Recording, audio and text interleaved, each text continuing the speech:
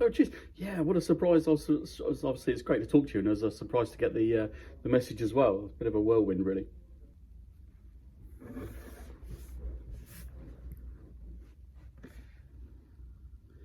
Well, it I mean, I started how you found me, and that was on YouTube.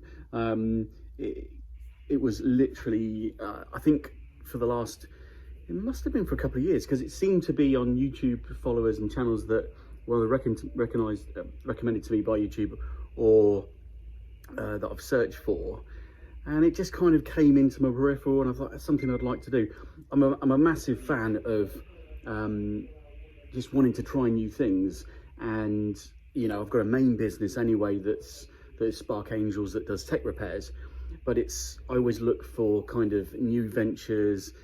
I'm kind of that restless soul type person, so when I saw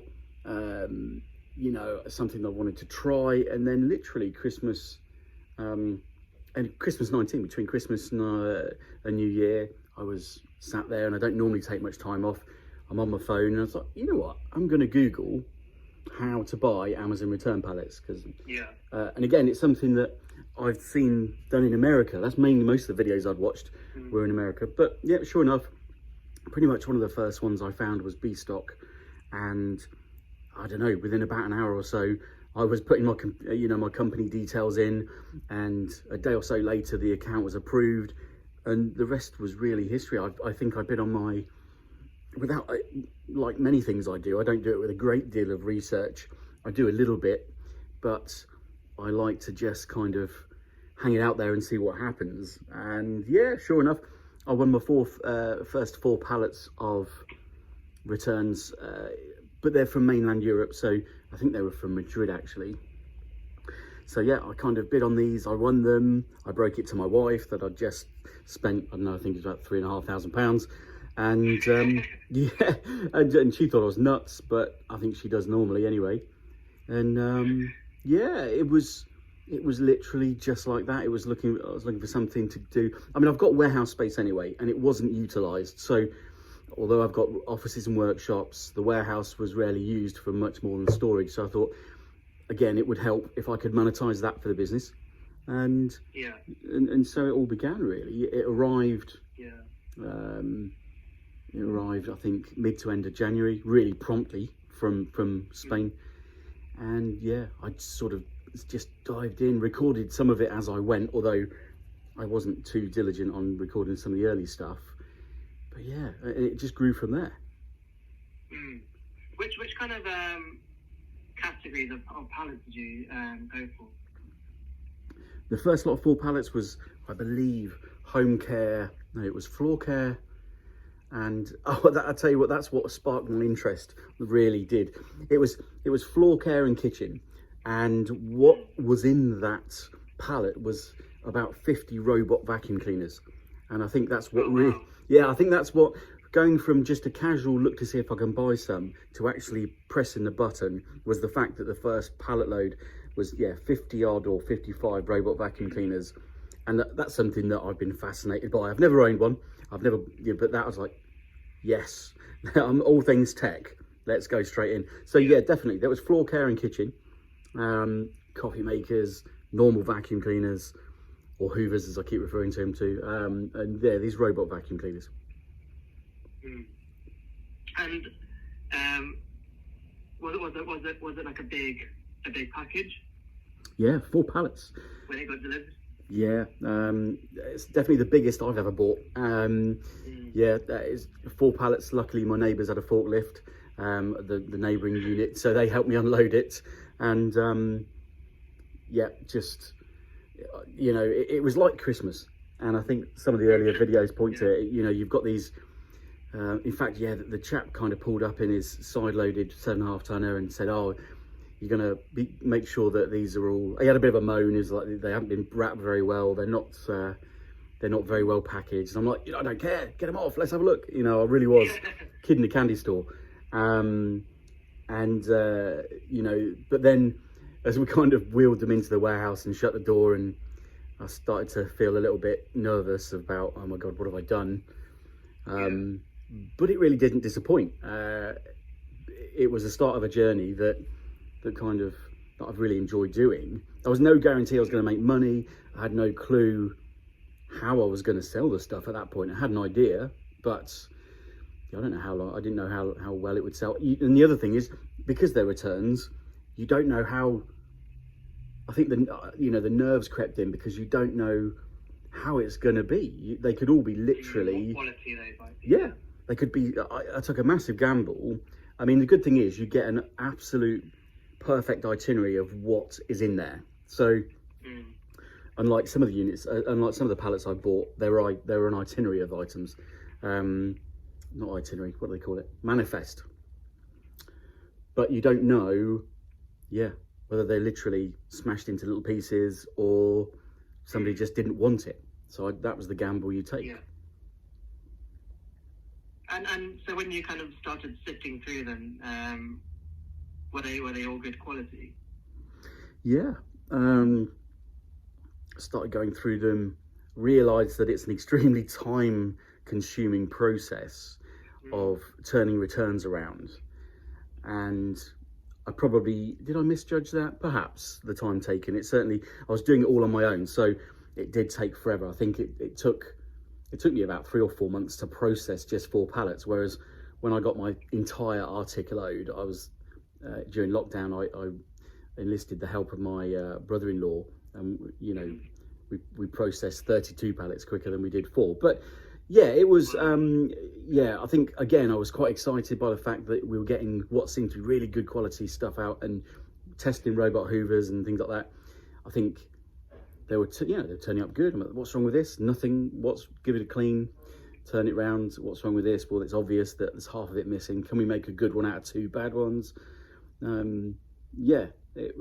So what was coming through seemed to be really good stuff. But then there were some, luckily we didn't. There's a lot of horror stories. You read a lot online about, you buy these pallets of returns and you're getting boxes of bricks returned and this, that and the other, or it's just a con. And that was the biggest hurdle, was that a lot of videos on YouTube, going back to when I first looked, were saying it's a scam, it's a con, it's this, that and the other. Not necessarily pointing out the site I used, but in general. But I rolled the dice like I do most things, and a lot of that is just hot air. Yeah. Were you able to shift them all online? Yep. Primarily used eBay. I tried to use Marketplace, and again, it was all experimentation. Once I'd sat down and worked out a bit of a plan for it all, I would try different marketplaces and this, that and the other.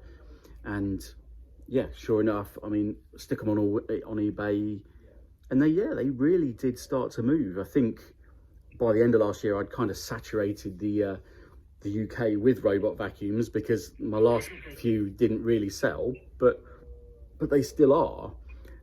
So yeah, they started to sell well. And again, I tried to do a lot of I'm not a very kind of, what's the word?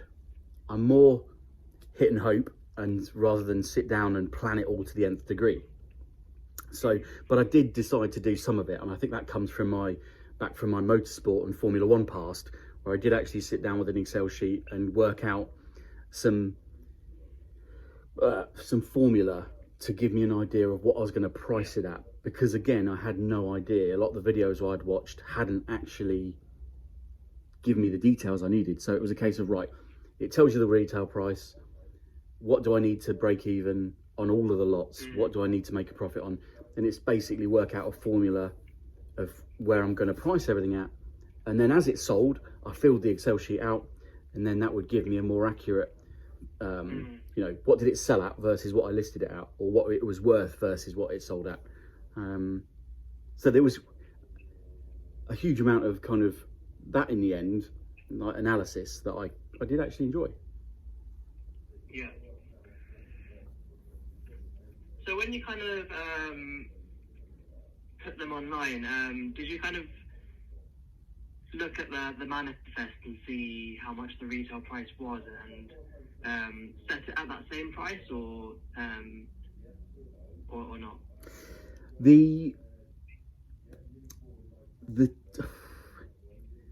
I mean, my first 4 pallets, if I remember rightly, was pitched at about just under £20,000 retail if it was all brand new and working.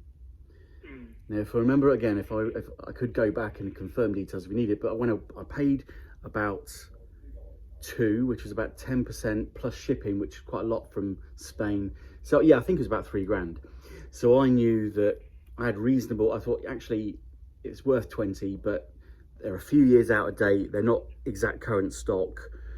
Plus, there's a lot of them are used. So I pitched at if I spent 3, and with shipping costs, taxes, manpower, if I double my money, I'd be happy. So I decided to be quite conservative on what I was selling them for, but without underselling.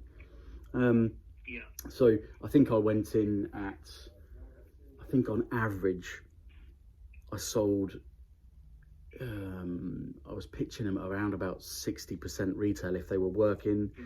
But the difficulty is, and I can't understate this, is when you're processing stuff and you're cleaning it, some of the stuff was just open box, maybe returned due to user error. So it really was probably never switched on. But you can't really list it as new. And one thing I found as I went along, especially on eBay, is that you can be penalised quite heavily for your return rates. So it was and all the way through last year, it was a real gamble, and not a gamble, it was a really hard task to keep on the right side of eBay so that your items got put in front of people and balancing your returns. Because you have something that looks new but may not be exactly new. So most people would be happy with the fact that they've got something at a bargain price, but something else but somebody might get something and go, this isn't brand new, this has a little bit of dirt on the wheel. And thus they start a return or they complain. And you have to deal with those complaints really sensitively to maintain your seller profile. So it was really tough. And in the end, and it pained me, but in the end, all the way through last year, I had to decide that, you know what, nothing was going to be listed as brand new unless I could absolutely guarantee that it was brand new, bar none, no doubt. So most of the stuff I listed were used, I listed as used, but a lot of the stuff was, to you and I, brand new. But then that way, you exceeded your customers' expectations, which meant that they were always happy.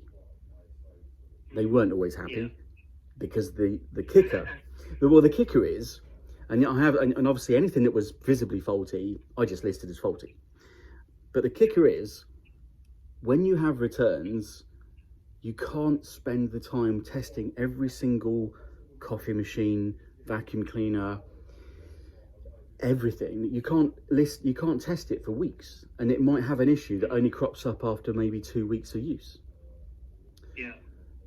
And that's happened. So you have to have a really robust returns policy in your mind for when that happens. You can't, and again, otherwise you just suffer as a seller. But you have to kind of take that on the chin. You think, well, that looks brand new, it works okay for me in-house, but you ship it to somebody and within a day it's gone faulty. You have to trust them, and you have to decide, right, am I going to pay for them to send it back to then have to sell as faulty, or do I just write it off, give them their money back and tell them to dispose of it or sell it on or whatever they want to do? And again, that was all the things that I've learned along the way. Sorry, I can talk for days how on many it. items were kind of in those first 4 pallets, per kind of pallet? Well, there were 320 in the 4 pallets. Yeah, so whatever. And they weren't all robot vacuum cleaners, right? They're just no. What was the kind of the other stuff? The other stuff was everything. I mean, you name it, everything from the kind of kitchen-y floor care. So we had a couple of mops, just standard mops. We had a food mixers, food blenders, juicers, quite a lot of coffee machines, and quite high-end coffee machines. I think they were a really good seller. Some were legitimately faulty, and even those sold quite well because there's, I think, quite a few people out there that likes and they know to buy said, faulty coffee machines and fix them. But yeah, so there was quite a lot of high value stuff in that box. In comparison, I bought some facial care stuff at the end of last year, 4 pallets. Cost me around about the same amount, but there was about, I don't know, 800 items in there. And I kind of made an error with that because it meant that there's a lot of low value stuff. Right. Not only is it not sold very well, or it's trickling along, but a lot of the stuff, there's a contingent of people out there that like buying faulty and repairing to turn it round. And I attracted quite a lot of those, and that was good. But the lower value stuff, I guess one of the errors was I bought 4 pallets for the same amount of money, but got 3 times as much. But it meant that it was a third of the value. But yeah, you name it. The kitchen stuff was anything you can think of. Somebody returned back to Amazon. I mean, you can buy anything on Amazon, can't you? Yeah. Did you list every single kind of item? Yeah. In those pallets. Yeah. The goal was to try listing everything individually for maximum return. I learnt a lot from the first 4 pallets. So when in April I 32 pallets dropped on me, an entire articulated low load, I'd wised up a little bit and made things more efficient. So I had my brother-in-law processing the stuff with me. I worked out a way of, taking the notes and the pictures, and I actually outsourced all of my listing on eBay to a freelancer halfway across the world. And he currently still works for me. He works by the hour, and he's happy because it pays for his college education, and he does it in the evenings, and he lists all that stuff. Because I found that when I was doing it all, I was too slow and trying to manage my other business as well. When my brother-in-law was processing them, I was listing them and I was too slow. He would he would constantly, I wouldn't be able to list quick enough again because I run my own another business. So yeah, I just outsourced various aspects, and that worked really well. Yeah. Did you take the pictures yourself, or? Yeah. Between my brother-in-law and I, we took all the pictures. Yeah. And in that 32 pallet load that you got, what were those ones? Same. It was exactly the same category of stuff, and let's think. It was similar. A few more household things. I mean, 32 pallets, 1,100 items, I believe. There's £100,000 worth of stuff retail, and I paid about 11.5 grand, including, I think there was about 2 grand in shipping because it was an entire lorry from again Madrid. So, but yeah, same thing. Radiators, food mixers, robot vacuums, a lot of, you name it, microwaves. Yeah. Yeah. And you mentioned a bit earlier on that obviously the industry of reselling return pallets is kind of bigger in the US. How have you found it in the UK?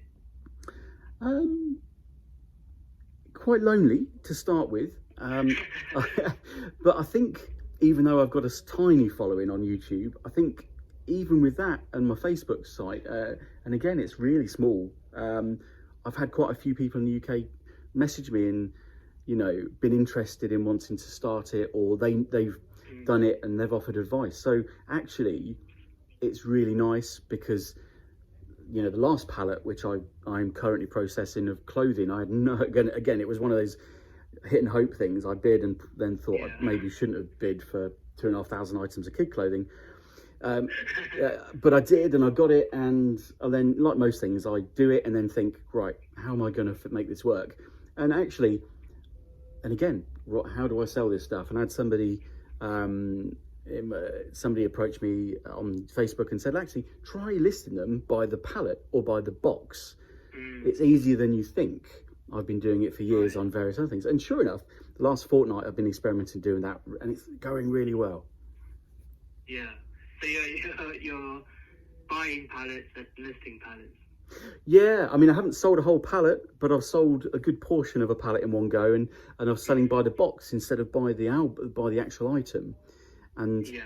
you know, the way it's going, and I've had quite a lot of people approach me keen to do it, because on a lot of my videos, I'm like, I always want to try and help people. That's why I'm making the videos, to try and, you know, see if they're interested in doing it. But and it's basically so they don't make the same mistakes I made. But I have a lot of people that want to do this, but I'm not on my scale. I was fortunate enough to have you know, a business already that's kind of part funded it, and the space as well. Whereas that business started from my garage 11 years ago. These guys want to do pallets from their house, and Yeah. you know, if I could, I would, because the overheads would be amazingly low. But so I'm now looking at buying pallets to break into smaller pallets, because not only the B stock needs you as a registered company and a VAT number, which I have, but your average Joe doesn't. But also they don't want to buy 4 pallets at £3,000. They want to buy half a pallet or 5 boxes for 400 quid. So that's the next thing I'm looking at, is breaking it down to be able to offer these guys a foot on the ladder. You know, so I make a little bit of money, but they get the chance to try and grow something, especially with all this lockdown stuff. Yeah, how's it been actually throughout the pandemic? Wow. I'm super lucky, and it wasn't through planning that I got into this, because during the first lockdown it paid my wages. During, you know, when the articulated lorry arrived here, we'd been locked down for probably about 2 weeks, and it meant that my repair workshop and my other shop, my repair shop, couldn't open. And yes, we got some government monies, but that paid the rent and bills, and that was it. And I couldn't furlough myself because I was self-employed. So my staff got looked after, and my landlords got looked after. I didn't. So again, it just seemed to fall at the right time, which is quite rare for me because I'm not blessed with amazing luck. It meant that, yes, I had an entire Arctic load of pallets to pay back and break even, but it meant some of the cash flow that was coming in was actually helping me pay my wages. So, you know, through the first lockdown last year, it was nice. And not only that, I was able to come into work, I locked the doors, you know, and I could process this stuff and get it listed on my own, essentially locked down in my warehouse. And so it just worked well. Yeah. I also think that there's a lot of people out there, and still is, after the bargains, because of how everyone is financially, including me. So I think that would work. That works well as well. Yeah, and I guess that a lot of people are also buying online now with all the shops kind of closed. Yes, yeah, exactly that. Yeah. I definitely think that played a good part in it, in at least last year's sales. Yeah. Are you? Do you ever kind of repair the stuff in the pallets yourself, or if you find that they're broken, or do you just kind of list them as kind of parts or broken? Well spotted, actually. That's a damn good question, and I neglected to mention that. The other part of that, and I always think to myself, I've got repair technicians in the warehouse, in the workshops, and if that work ever ran dry during the lockdown, or because money was tight for everyone, then I had goods in the warehouse that could be fixed. I mean, it's not quite an iPhone or an iPad, which is our daily stuff, but you know, yes, indeed, I could make more money's worth out of it by getting it repaired, and I have. As it turned out, we were busier than ever when we were allowed to open, because everybody remote learning, remote working, needed their gadgets, needed their tech repaired. So we've had a phenomenally busy year. But I, on the side, have thought, you know, actually, this item is worth 10 quid faulty, but it's worth 60 working. So I've taken it apart and fixed it. You know, half an hour of my time, and again, it's not something I needed to do, because I could have just moved it on and done another pallet or another item. But it's a nice challenge. I like to fix stuff. Yeah. I used to fix cars and race cars. Now I fix, well, whatever needs fixing. That's what I've been about. Yeah. What kind of stuff were you fixing? Were you fixing any of the vacuum cleaners? Yeah, some of the robot vacuums that had kind of, broken gearboxes or laser turrets. I cannibalized a unit to make 3 good units. I've done that. A lot of the battery powered stuff in the recent health facial care stuff, like, just because they've been on the shelf, and we deal with it with iPhone batteries and everything, the lithium ion batteries, they have a limited shelf life, but a lot of these units are brand new electric toothbrushes, electric razors, all this sort of thing. Because they've been